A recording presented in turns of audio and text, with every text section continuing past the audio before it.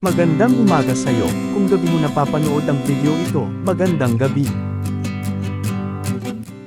Malabrigo Point Lighthouse, also known as Faro de Punta Malabrigo, Filipino, Parola ng Punta Malabrigo, is a historic lighthouse located about 115 kilometers, 71 milya, southeast of Manila in Barangay Malabrigo, Lobo, Batangas, Philippines.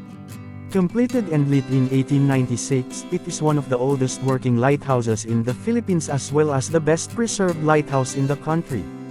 It serves as a guide for ships passing through the Verde Island Passage going to either Batangas Bay or Sibuyan Sea.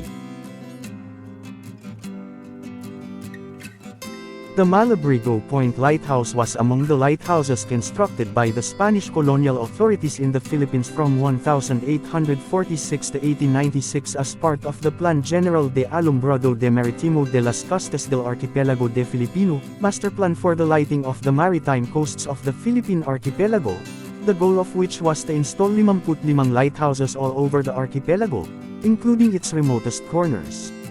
At the time, Malabrigo Point was considered a dangerous area among seafarers because of its rocky coastline and strong currents especially during the monsoon season, hence, its name which comes from the Spanish words Malabrigo, meaning, bad shelter. In 1891, Spanish engineer Guillermo Brockman, who also designed the lighthouses at Capul Island and San Bernardino Island, created a design for a lighthouse in Punta Malabrigo which consisted of a Victorian architecture-inspired cylindrical brick tower with a metal staircase and double balcony, lighthouse keeper's quarters, and machine room.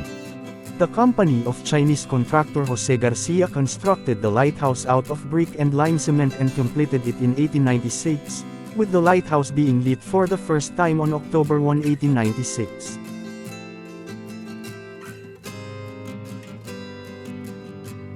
After the American annexation of the Philippines in 1898, the management of the Spanish-built lighthouses in the country fell into American hands. From 1900 to 1902, the height of the Philippine-American War, the American gunboat USS Villalobos, a former Spanish gunboat captured after the American annexation of the Philippines, guarded the lighthouse. The gunboat regularly patrolled the area around the lighthouses at Cape Santiago, Malabrigo Point and Cabre Island from its base in Cavite, maintaining a communication link with the Marines guarding lighthouses and keeping a sharp lookout for smuggling and trafficking of supplies to Filipino revolutionaries. During World War II, the top of the lighthouse was damaged by machine gun fire from advancing American forces who thought it was being used as a Japanese garrison. After the war, the Philippine Coast Guard PCG, and the Department of Public Works and Highways repaired the lighthouse. In 1980, the lighthouse was automated following the replacement of its damaged lens with a light bulb donated by the Japan International Cooperation Agency JICA. The bulb has since been replaced with a modern, solar-powered halogen light purchased through a loan grant by JICA and installed by the PCG in 1994. In 2004, Olympic swimmer Akiko Thompson formed the non-profit group Friends of Malabrigo, which signed an agreement with the PCG allowing them to develop and preserve the lighthouse into a sports and ecotourism site where youth swimming and sailing competitions as well as ecological and tourism-related activities will be held. However, these plans did not materialize. On November 27, 2006, the National Historical Commission of the Philippines installed two historical markers in Filipino and English, designating it a National Historical Landmark. The municipality of Lobo, where the lighthouse is located, signed an agreement with the PCG to adopt the lighthouse in 2014 and began renovating and repainting the structure, and has since become the best preserved lighthouse in the country.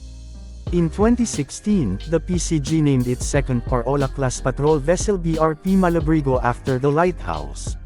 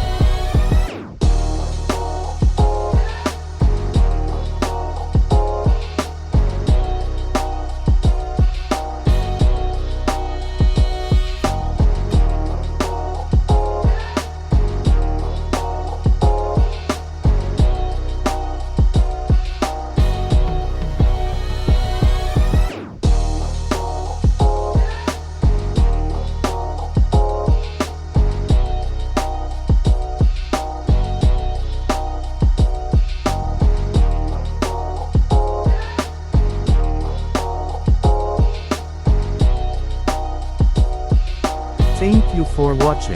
Please do subscribe. Kindly also hit the notification bell to remind you an update once we have a new uploaded. Maraming salamat.